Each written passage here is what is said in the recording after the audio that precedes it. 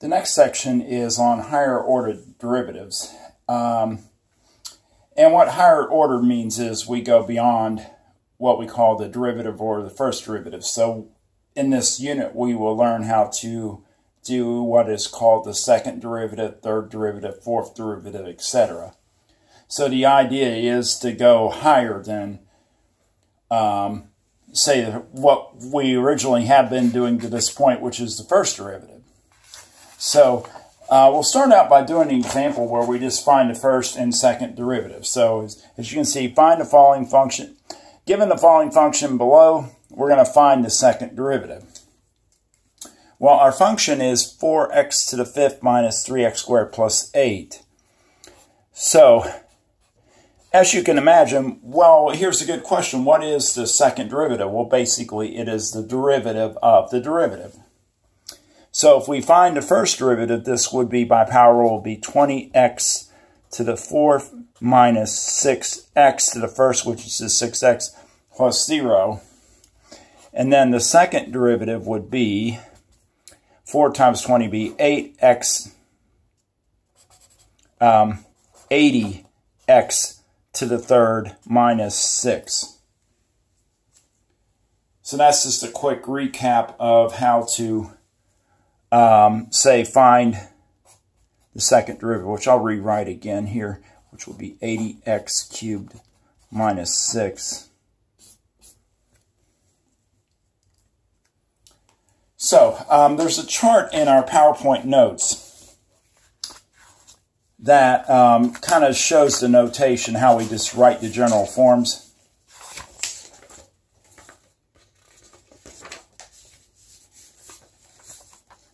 So, you know, if your function is f of x or y, then the first derivative would be f prime, and then the first derivative is dy dx, and then you just continue it's f double prime as we wrote, or if you do the dy dx, it's going to be d2y over dx squared. We don't use this much in our book, but I thought I'd show it.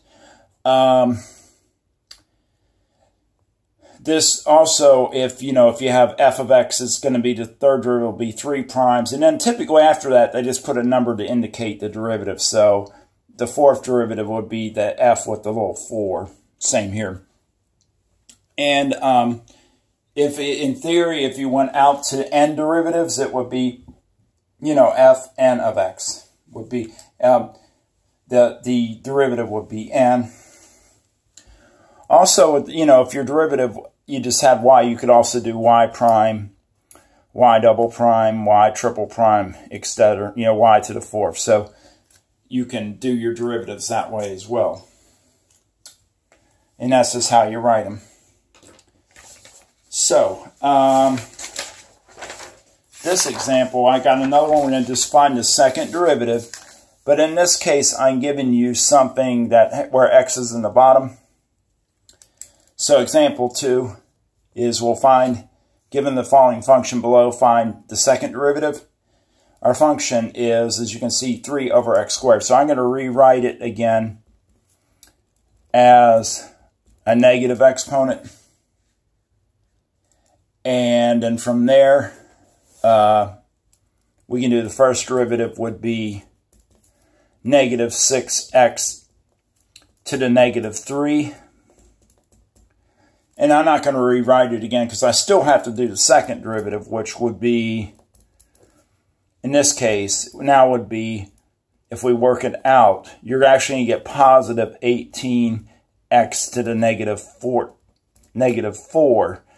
And then, of course, putting that back in the correct form, it would be 18 over x to the fourth.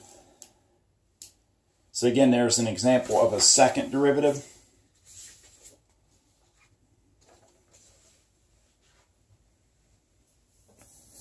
And I will do one more example.